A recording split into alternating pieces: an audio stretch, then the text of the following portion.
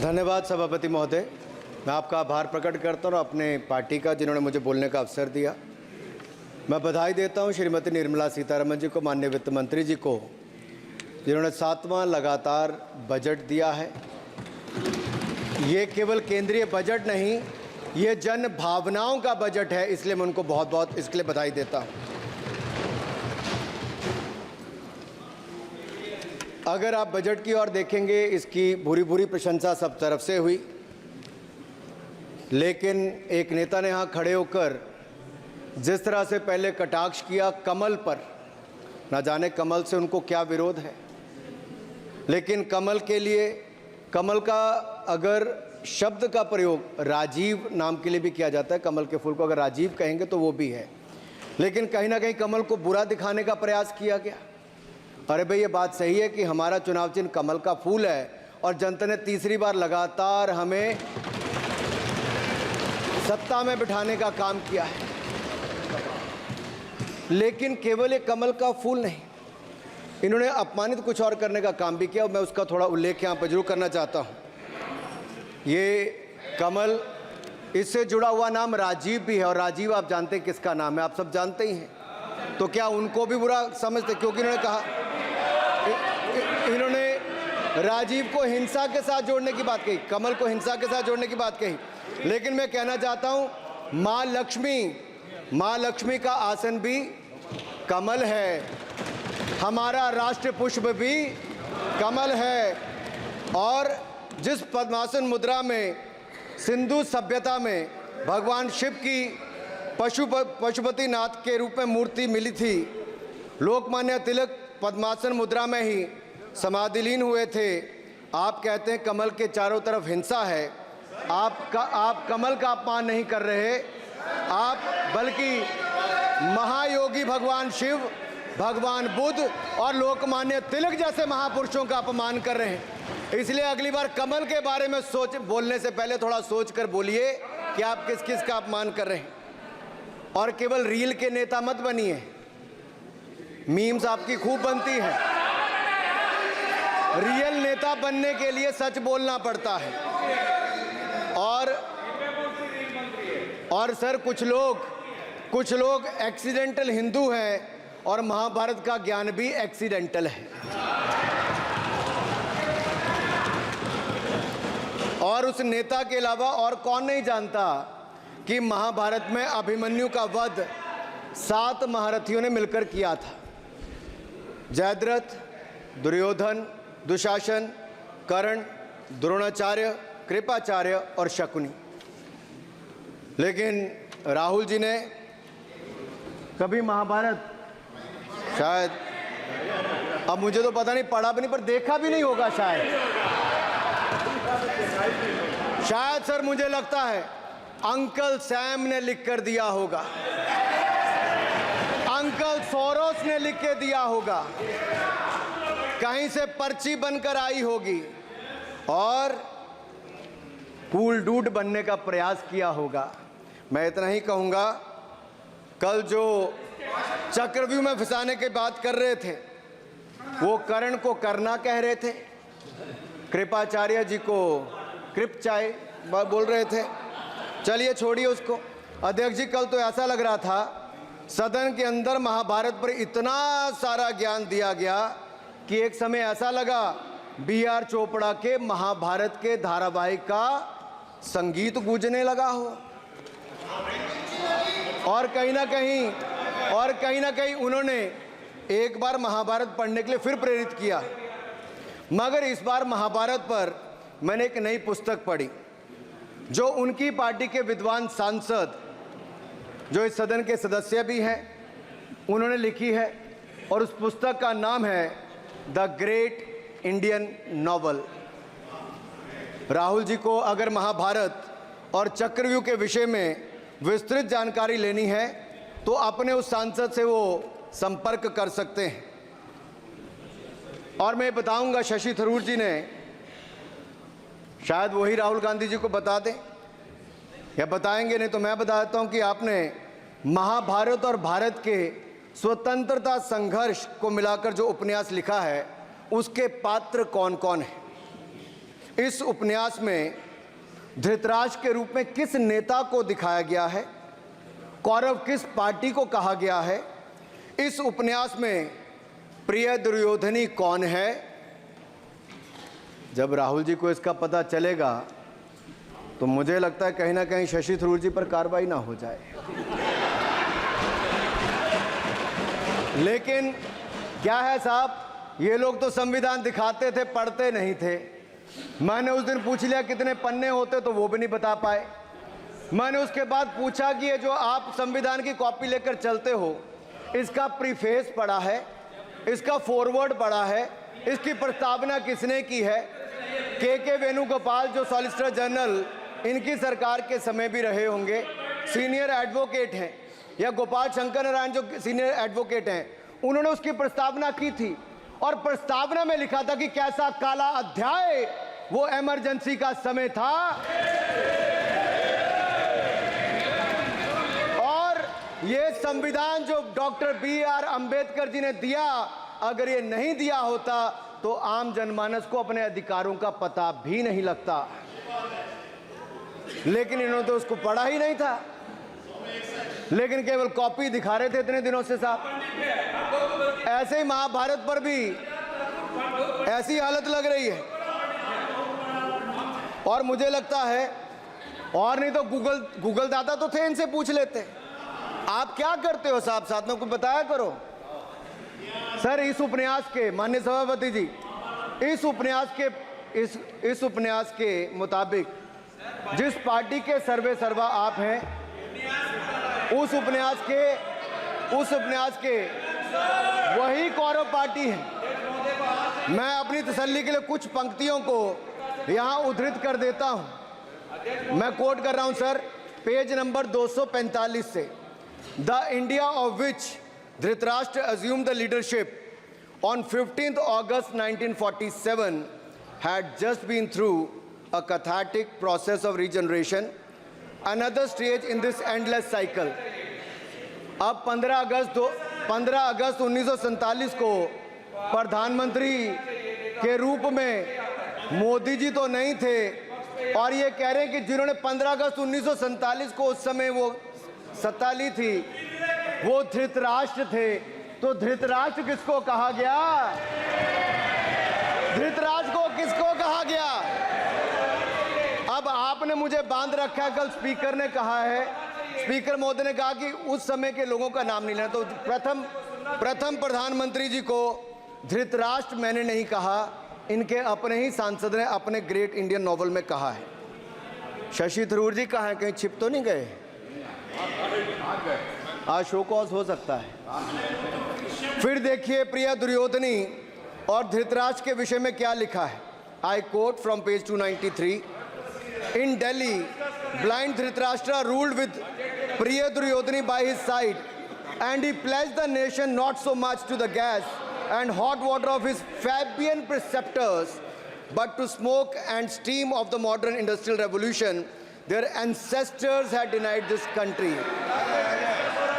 Sir ये सबको पता है कि इस देश के एकमात्र फैबियन समाजवादी कौन थे, और ये फैबियन समाजवादी कौन थे उसके बारे में किसी और ने नहीं, आपके ही सांसद ने लिखा है।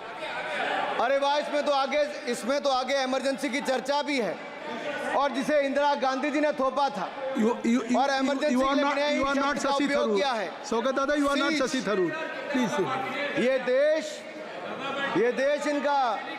इनकी यातनाओं का सर भुगत भोगी रहा इमरजेंसी के समय, और वो काला खंड, वो काला अध्याय वो देश कभी भूल नहीं पाएगा, जिसने देश के लोगों को कठिन शब्द इमरजेंसी के बारे में भी बताया। सर तो हम चर्चा कर रहे थे द ग्रेट इंडियन नॉवल के अध्याय 7th बुक की, जिसमें प्रिय दुर्योधनी और उनके प्रिय पात्र शकुनी शंकर डे देश में आपातकाल लगाने की योजना बना रहे थे। सर मैं पढ़ता हूं कि शकुनी ने क्या कहा। I quote, What you could do now is to declare an internal siege, a grave threat to the stability and security of the nation from internal disruption. जिस बुक को आप कोट कर रहे हैं, उस बुक को आप सबमिट कर दीजिए। मैं कर दूंगा साहब, एक कॉपी आपको भी भिजवा दूंगा साहब, एक टेबल पे भी रख दूंगा।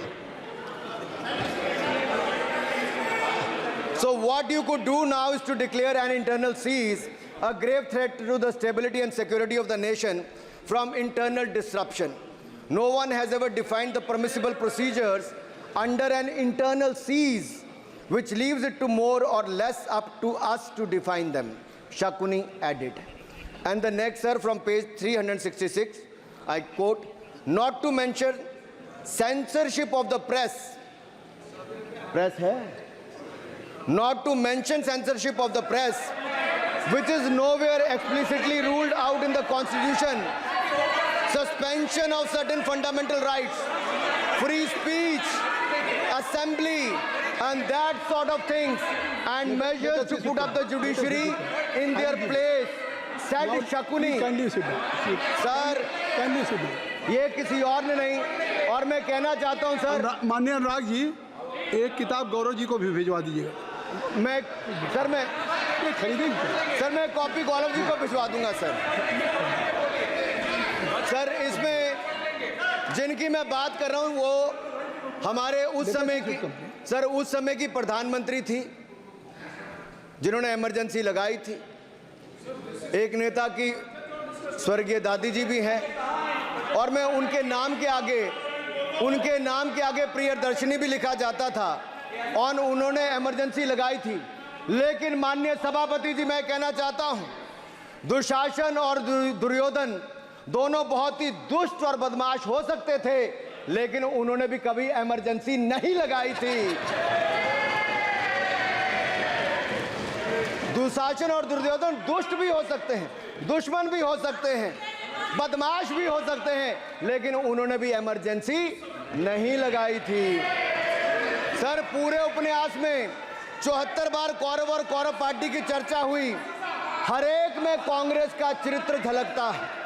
राहुल जी सदन में हजारों साल पूर्व हुए महाभारत की कहानी सुना रहे थे, मगर उनकी अपनी पार्टी के पढ़े लिखे एक विद्वान पूर्व मंत्री और सांसद आज के महाभारत की कहानी लिखते हुए बताते हैं कि कौन कौरव था, कौन शकुनी था, कौन धृतराष्ट्र था, कौन दुशासन था, कौन दुर्योधन था, कौन कर्ण था। जरूर पढ़िएगा, सबके किरदार उसी में मिलने वाले हैं। और शायद जिस समय शशि थरूर जी लिख रहे थे, उस समय आपका टैलेंट इनको पता नहीं था, नहीं तो 100 पन्ने तो आप पे ही लिख देते साहब। आप चाहते कार्रवाई हो जाए। माननीय सभापति जी,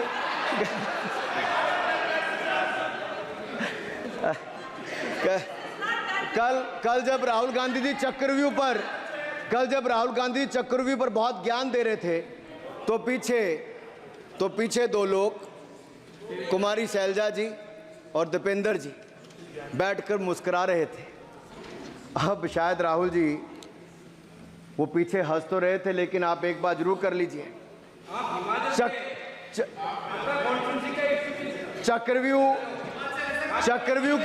चक्रव्यूह के परिप्रेक्ष्य में इन दोनों से बेहतर कौन बता सकता है हरियाणा के चुनाव आने वाले हैं। जान लीजिए कि कौन शकुनी है और कौन अभिमन्यु है, नहीं तो बहुत देर हो जाएगी। आपको एक और सुझाव है, और मैं इतना जरूर कहूंगा, आपने तो कई सारे चक्रव्यूह बनाने का काम किया सर, और जब उस समय किशोर अभिमन्यु पर कौरवों ने युद्ध नीति के विपरीत जाकर प्रहार किया था, तो मैं कुछ कहना चाहता हूं। इतने में पुत्र दुशासन ने पीछे सा था वार किया, निष्प्राण हुए एक गदा से सिर पर था प्रहार किया। मां धरती की गोद में वह आंख मूंद कर सो गया, अंबर का तेजस्वी तारा धूमकेतु सा खो गया।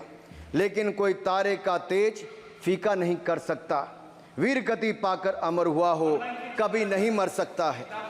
पुत्र सुभद्रा कुरुक्षेत्र में जिसकी अमर कहानी थी, 9 माह में सीखी विद्या जब 16 साल जवानी थी।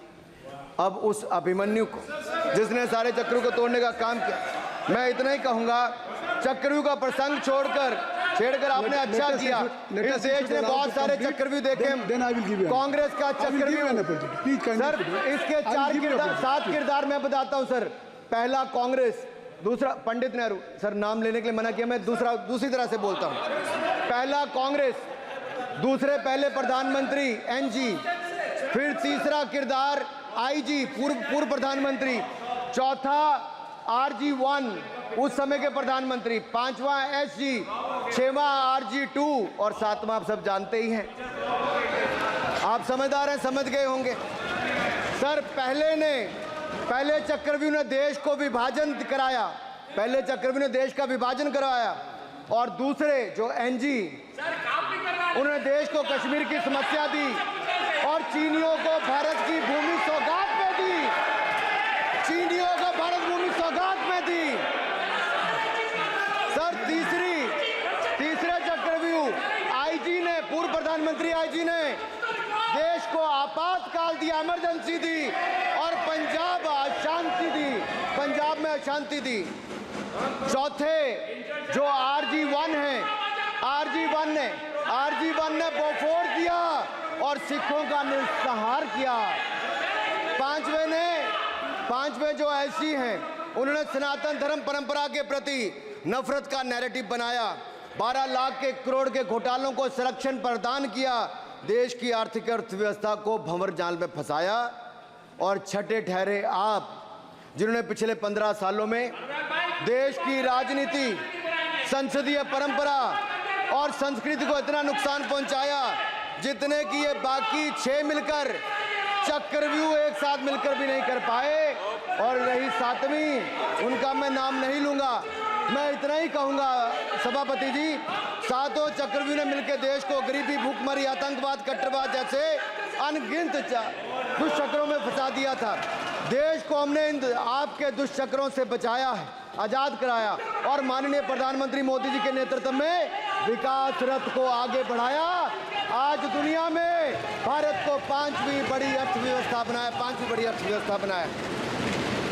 आप जिस अभिमन्यु को घेरने की कोशिश पिछले 22 सालों से कर रहे हैं, गुजरात से लेकर दिल्ली तक, आपके योद्धा और आपकी सरकारें निपट गई, लेकिन आप उनको घेर पाए क्योंकि वो जनता के दिलों में बसे हैं। आज यहाँ 293 अभिमन्यु बैठे हैं, भले ही आपके पास करण जैसे धुरंधर हो, शकुनी जैसे कुटिल रणनीतिकार हो, धर्म हमारे साथ है, धर्म हमारे साथ है। भले ही आपके पास नारायणी सेना हो, लेकिन स्वयं भगवान कृष्ण हमारे साथ है, स्वयं भगवान कृष्ण हमारे साथ है।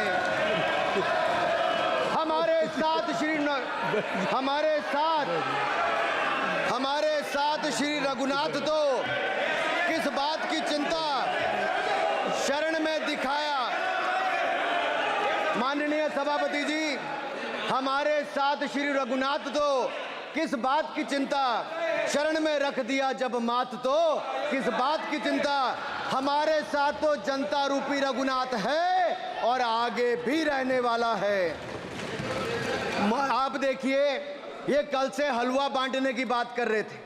अध्यक्ष महोदय, झूठ के पैर नहीं होते, ये झूठ अक्सर कांग्रेसियों के कंधे पर सवार होकर सैर करते हैं, जैसे मदारी के कंधे।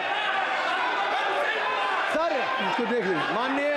माननीय सभापति जी, झूठ सब के बजाय आप असत्य कहें, झूठ असंसदीय है, उसको हम कार्रवाई का हिस्सा नहीं मानेंगे। असत्य कहें।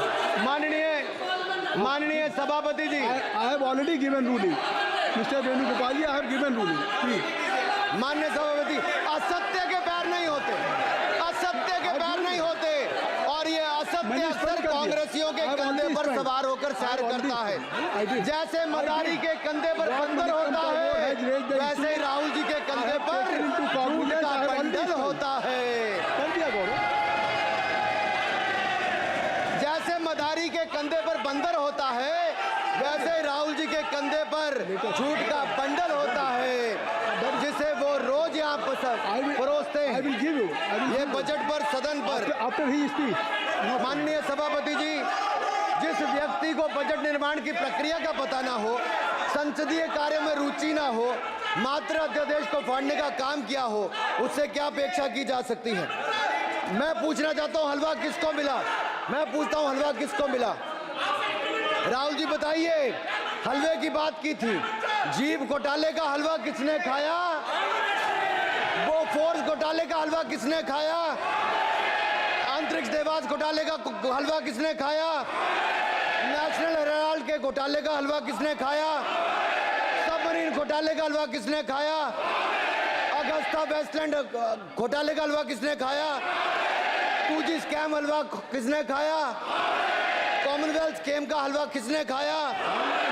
कोयला घोटाले का हलवा किसने खाया? वाल्मीकि योजना घोटाले का हलवा किसने खाया? चारा घोटाले का हलवा किसने खाया? यूरिया स्कैम का हलवा किसने खाया? राहुल जी, हलवा मीठा था या फीका? माननीय सभापति जी, कुछ लोग ओबीसी की बात करते हैं। मैं ये कहता हूं, इनके लिए ओबीसी है। गौरव सुनिए, गौरव बड़ा इंपॉर्टेंट है। आप kindly address to the chair. माननीय सर, इनके लिए ओबीसी का मतलब है only for brother in law commission, only for brother in law commission. और only for brother in law commission के लिए काम करने वाली पार्टी अदर बैकवर्ड कास्ट की बात करती है तो आर्नी को भी पंखे के साथ लटकर आत्महत्या कर लेनी चाहिए। मतलब जिस पार्टी ने अपने पार्टी के अध्यक्ष जो एक पिछड़े वंचित समाज से आते थे, उनको धोती से खींचकर पार्टी से बाहर निकाल दिया हो,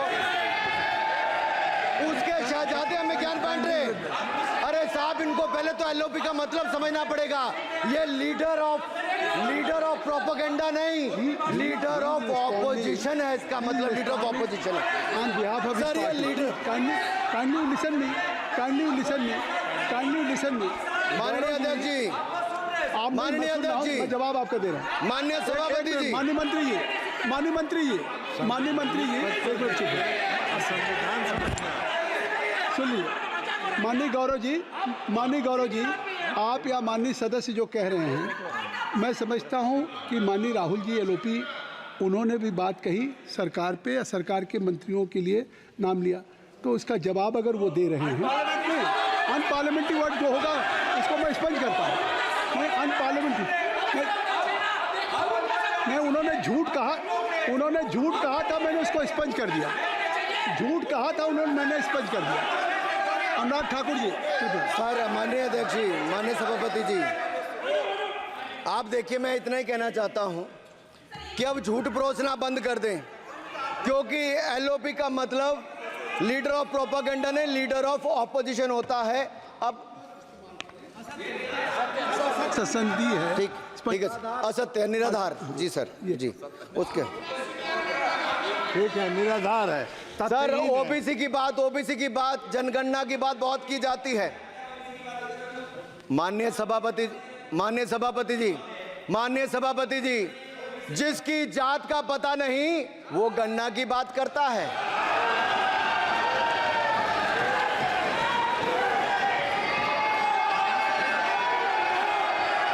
जिसकी जात का पता नहीं वो गणना की बात करता है।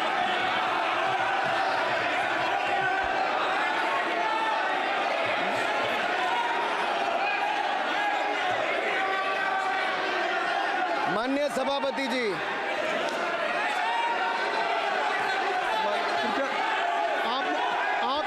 आपने जो आप बैठ जाएं। माननीय अखिलेश जी, आपने जो बात उठाई है मैं उसको दिखवा लूँगा। मैं आपकी बात को ले रहा हूँ। उन्होंने जो बात कही है, आप जो विरोध कर रहे हैं, मैं उसको दिखवा लूँगा। आपने जो बात कही उसको मैं दिखवा लूँगा। अनुराग जी, माननीय सभापति जी, कृपया आप लोग बैठ जाएं। आप बैठ जाएं। अच्छा, आप बैठ जाएं। ठीक है। गौरव जी,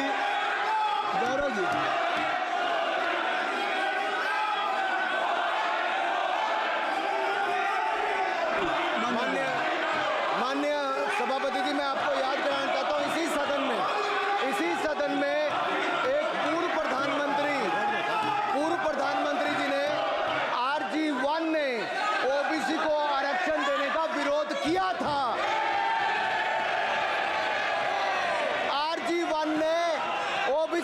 आरक्षण देने का विरोध किया था।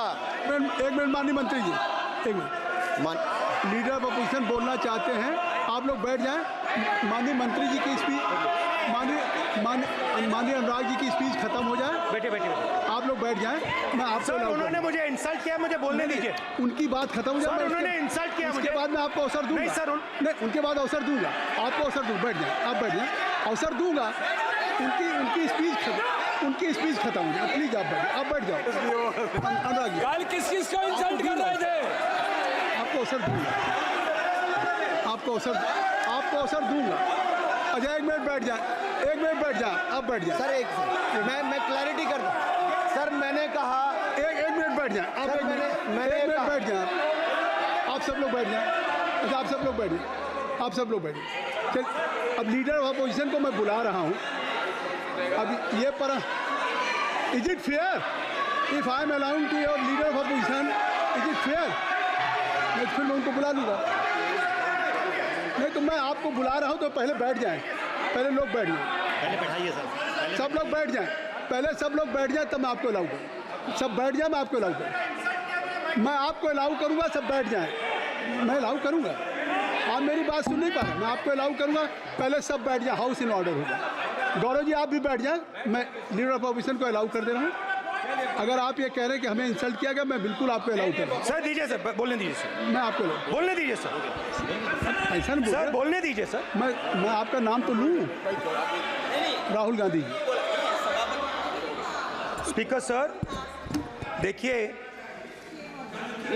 जितना मेरा आप लोग इंसल्ट करना चाहते हैं आप खुशी से करिए, आप रोज करिए, मगर एक बात मत भूलिए, जाति जनगणना को हम यहां पास करके दिखाएंगे।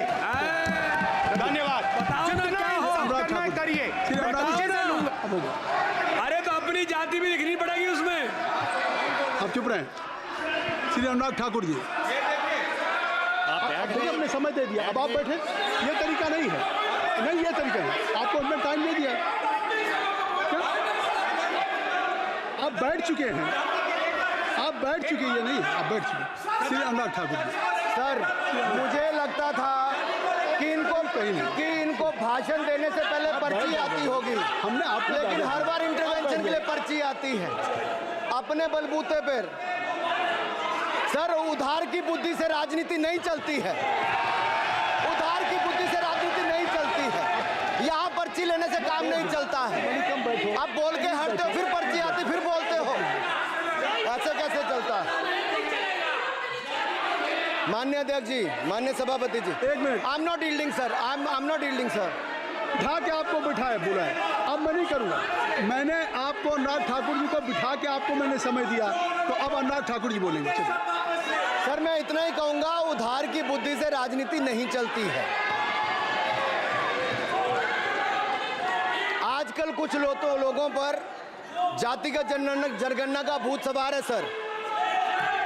लेकिन मैं इतना कहूंगा सर मैंने क्या कहा था सर माननीय सभापति जी, मैं गंभीर बात कर रहा हूं, ये नहीं सुन रहे हैं। मैंने कहा था जिस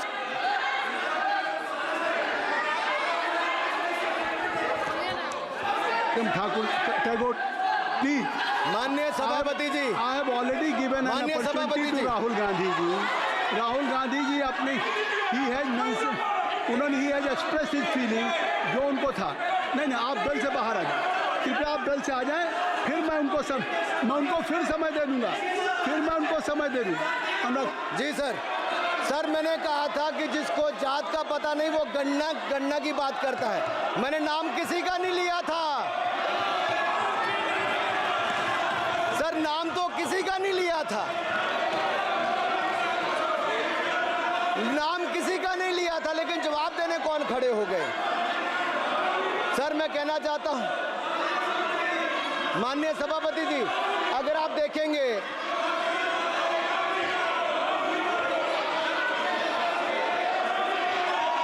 मैंने अनुराग जी को बिठा के मैंने माननीय राहुल गांधी को समय दिया, मैंने अनुराग ठाकुर जी को बिठा के। तो कृपया आप लोग जब एलओपी को टाइम मिल गया तो आप सदन में व्यवधान अब फिर बोलना चाहते हैं, आप खड़े हो जाइए। आप फिर बोलना चाहते हैं, खड़े हो जाइए। चलिए खड़े हो। अब आप लोग जाइए बिल से बाहर। LOP please, LOP I am giving.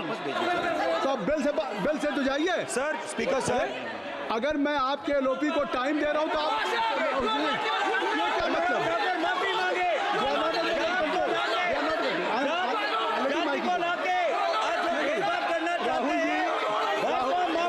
Rahul Gandhi जी, हमने आपको समय दिया, अपने मेंबर से कहिए कि बैठे तब तो आप बोलेंगे, बैठिए तब तो बोलेंगे भाई। राहुल गांधी जी कह रहे तब तो बोलेंगे। आप अंदर आइए, चलिए हाईवे सबको ले जाइए प्लीज। सर माइक लीजिए सर। एक मिनट, माइक मिल जाएगा आपको, माइक मिल जाएगा। बेल खाली कर दीजिए। इतनी अच्छी वर्षा, पूरा देश इतनी अच्छा बजट पे स्पीच दे रहा है। You have already spoken. Rahul ने कह दिया।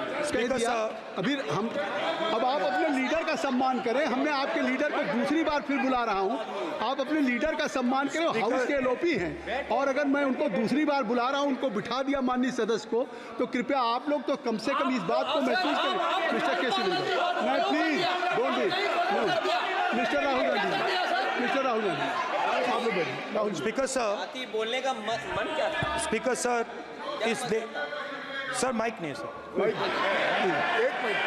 माइक यहाँ से नहीं जाता। स्पीकर सर, मैं नाम जो ले भी लूँगा, माइक आ जाएगा। स्पीकर सर, जो भी इस देश में दलितों की, आदिवासियों की, पिछड़ों की बात उठाता है, जो भी उनके लिए लड़ता है, उसको गाली खाना ही पड़ता है।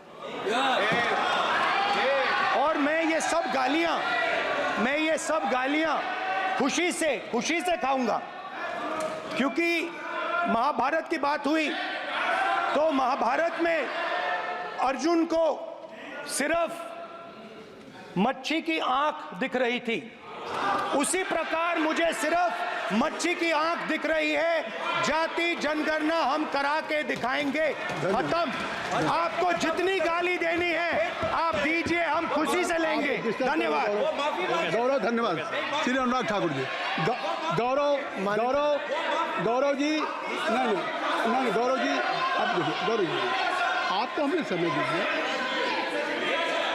खत्म हो जाएगा सर। श्री राहुल गांधी, खत्म हो जाएगा सर। श्री राहुल गांधी प्लीज राहुल गांधी जी, ये तय कर ली। मुझे जब आप चाह रहे हैं मैं आपको बोलने का अवसर दे रहा हाँ, हूं, तो कम से कम गौरव जी आपके बोलने के बाद ऐसी परिस्थिति न क्रिएट करें कि सदन को चलाने की जिम्मेदारी जितनी सत्ता पक्ष की है उतनी प्रतिपक्ष भी है। अनुराग ठाकुर जी ने मुझ पर गाली दी है। नहीं, कोई बात मुझे सब बोलने दीजिए सर। मुझे उनको बोलने सर अनुराग ठाकुर जी ने मुझे इंसल्ट किया है, मगर मैं अनुराग ठाकुर जी से कोई माफ़ी नहीं चाहता हूं। मुझे कोई माफ़ी की ज़रूरत नहीं है। मैं लड़ाई लड़ रहा हूं। जितनी आपको गाली देनी है मैं आपसे कभी माफ़ी नहीं मांगूंगा। मुझे आपकी माफ़ी नहीं चाहिए। राहुल गांधी जी, मैं चेयर पे हूँ और चेयर का काम है कि अगर कहीं भी कोई असंसदीय या किसी को गाली दी गई तो मैं उसको देखूंगा, मैं उसको कार्रवाई निकालूंगा, मिस्टर के उसको निकलवाऊंगा। ठीक है, आप नहीं कर रहे हैं, लेकिन अगर दी है तो मैं उसको कार्रवाई का हिस्सा दिखवा के उसको स्पंज करूंगा। आपने कर दिया। सुन रहा हूँ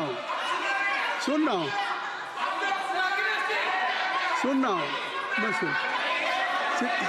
श्री अनुराग ठाकुर जी, माननीय सभापति जी, श्री अखिलेश यादव जी, बैठ जाए। श्री अखिलेश महोदय, सभापति महोदय, मैं केवल इतना, सभापति महोदय, स्वागत है। अभी क्या तरीका है? सभापति महोदय, मेरा आपसे केवल इतना निवेदन है। माननीय मंत्री रहे हैं, बड़े दल के नेता हैं, मंत्री रहे हैं, बड़ी बात कर रहे थे। मैं महाभारत, शकुनी, ये सब बातें कह रहे थे, दुर्योधन तक यहाँ ले आई है। मैं केवल सभापति महोदय इनसे ये पूछना चाहता हूँ, आपने जाति कैसे पूछ ली है बताइए बस। आप जाति कैसे पूछ सकते हैं? आप बताएं, जाति कैसे पूछ सकते हैं? आप पूछ के दिखाओ जाति तुम। आप जाति कैसे पूछोगे तुम? कैसे पूछोगे जाति? आप बैठ। नहीं, जाति नहीं पूछ सकते आप। आपने कह दिया ना, अब आप हमारी जाति नहीं पूछ सकते। आप हमारी व्यवस्था सुन लें, आप मेरी व्यवस्था सुन लें। कोई सदन में किसी की जाति नहीं पूछेगा। अनुराग ठाकुर जी, मैंने उसको स्पष्ट कर दिया। श्री अनुराग ठाकुर जी, माननीय सभापति जी, बात आ गई।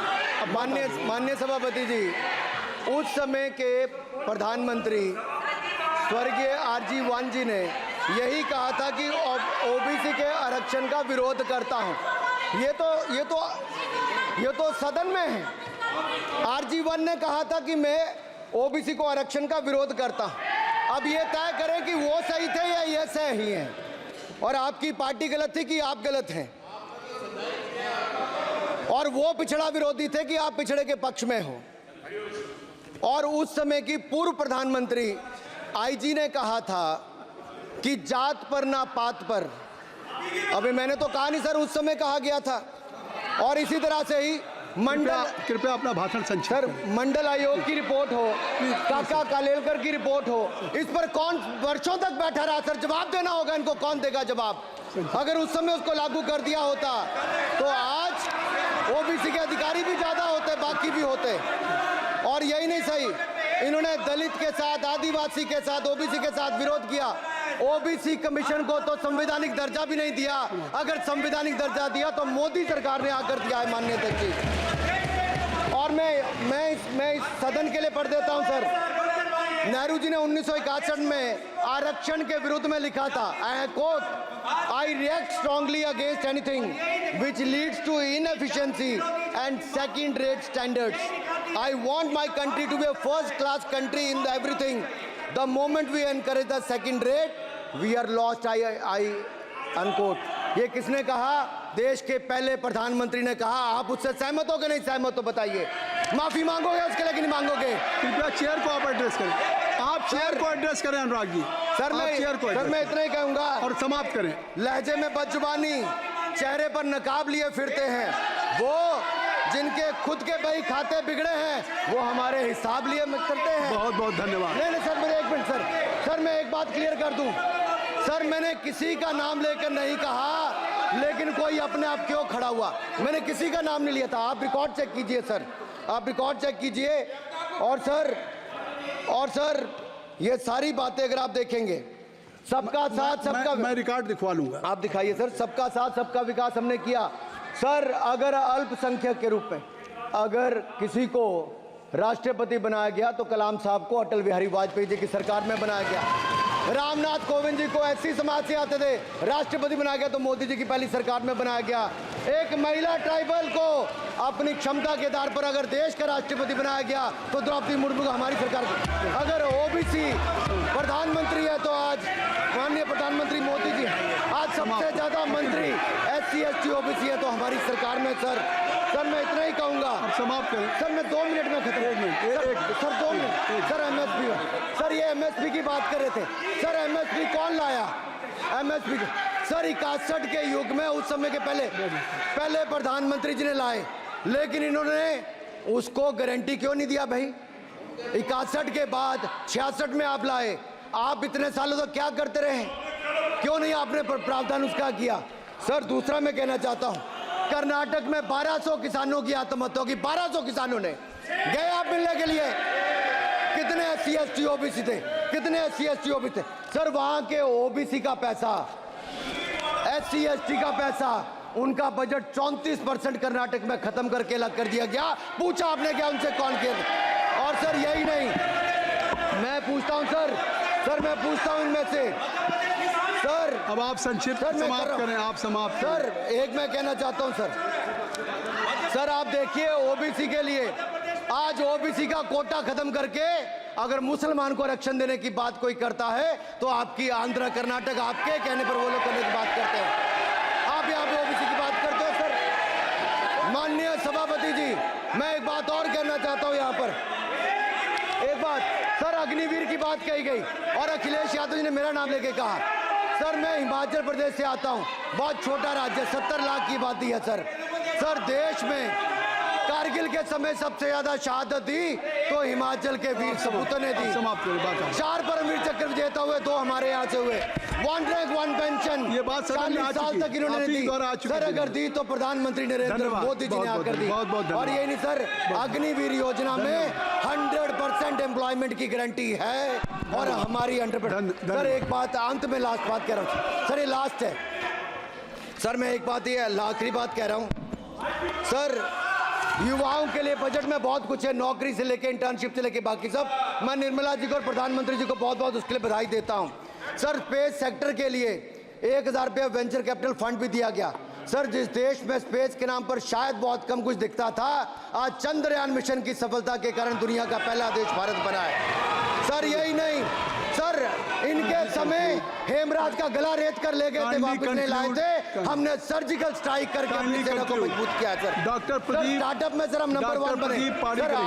सर आखिरी लाइन है सर 30 सेकंड सर, आखिरी लाइन सर, ये कहते हैं देश में डर का माहौल। सर मैं इतना ही कहूंगा, डर का माहौल है अपराधियों में, डर का माहौल है भ्रष्टाचारियों में, डर का और भय का माहौल है देशद्रोहियों में, अधर्मियों में, कुकर्मियों में, और सबसे ज्यादा डर का माहौल है देश के दुश्मनों में। सर देश के दुश्मनों में।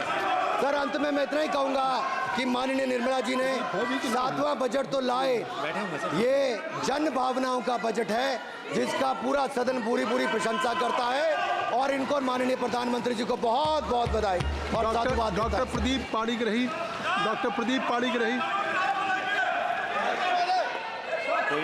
डॉक्टर प्रदीप क्या कहना चाहते हैं? शशि थरूर जी। Rule 353. Mr. Premchandran ji. He has not. No, he cannot take my I'm name not repeatedly mentioning without notice. No, I have given whatever you wanted to raise. Already LOP has raised the issue. Akhilesh Yadav ji has raised. No point of order.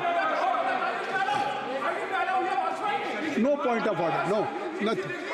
Shashi Tharoor जी, अब तय कर लीजिए आप लोगों में। Doctor Pradeep Panigrahi. Sir, I'd like to speak for a minute. Shri Vishnu Padare ji. Mr. Chairman, sir, let me point out, he has repeatedly taken my name. Sir, he has repeatedly taken my name. एक I बढ़िया think I have खबर the right to है, respond, sir. आप भी सुन लो, आपको जरूरत है, आपका भला होगा। मोदी जी ने ऑयल एंड गैस का नाम पर अंडमान में 4 जगह में अक्टूबर में ऑयल ड्रिलिंग काम शुरू हो जाएगा। ये मोदी जी वो नहीं है। चलिए। नंबर 2 भाई प्रदीप किसने बेचा था सर? भाई प्रदीप मिर्जापुरी इंपल का राजा लोग आए थे, चेन गैंग बना के जेल बनाया था भाई प्रदीप। इस पार्टी ने भाई प्रदीप बेचा था कैसीनो का नाम पर, जुआ खेलने का नाम पर बचाया था। मैं विष्णु बौद्धराय एंटनी माफी मांगा था, भाई प्रदीप बेचा था इन लोगों ने। उसका माताजी ने बना था बफर जोन चारों रिजर्व अंडमान निकोबार जी। देखो क्या बना है मोदी, आपने क्या बनाया। जय हिंद, भारत माता की जय। डॉक्टर प्रदीप पाणिग्राही।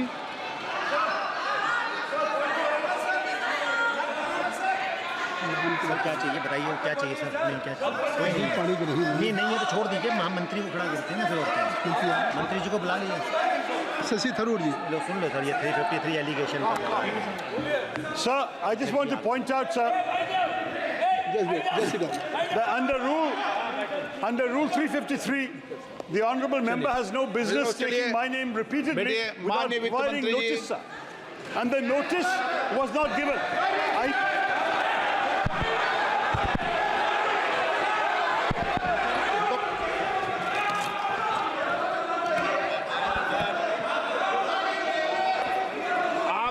तरीका ठीक नहीं है आपका,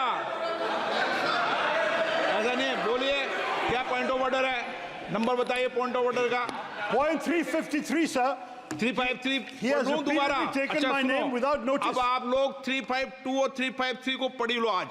सुनो एक बार, बैठो। Sir, I have हाँ, been. पढ़ लो इसको। Yes, I have the right to रोज पढ़ाते हो respond, मुझे sir. डेली के daily. Sir, I have the right to respond. Do I एक not? मिनट पढ़ाओ, बोलो। The gentleman has repeatedly taken my name and quoted me. I mean, I should be grateful that he has revived the 35-year-old book of mine, which he has quoted extensively, the great Indian novel published in 1989, which is a satirical novel, which unfortunately the gentleman has missed the satire. I do want to point out, sir, that the fact is that we have recently fought the elections of 2024 and not the elections of 1989. So that's the first point, is to understand the context in which this has been written. Second, and more important, sir, I think it's important to understand that whereas many things have been said in the course of writing novels, there are also many subsequent books I have written which he could have quoted where he may be somewhat less happy with the result. And thirdly, sir, as far as there are many, many people on that side of the fence who have said many things far more recently against their own party, which he should remember can also be quoted back at them. So I think at this point, sir, this is not a literary discussion. I'm grateful for this, but I don't believe this is the right way to proceed in this matter. Thank you, sir. Sir अगली बार नए novel का इस्तेमाल कर लेंगे sir. सारे सदन को रोज सदन में इस किताब को उठाते हो आप, और रोज एक कानून उठाते हो 352, 353 बाइबल है। तो ये दो बाइबल के दो अंश आज मैं पढ़ के सुनाता हूँ पूरे सदन को इस बाइबल।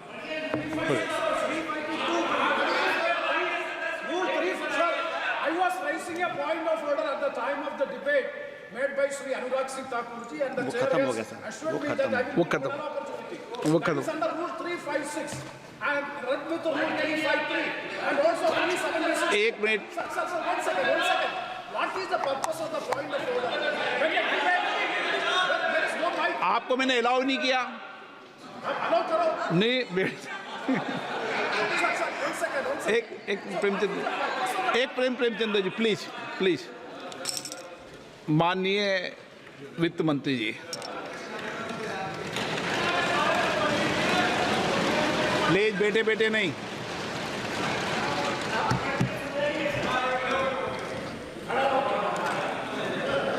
Sir, thank you.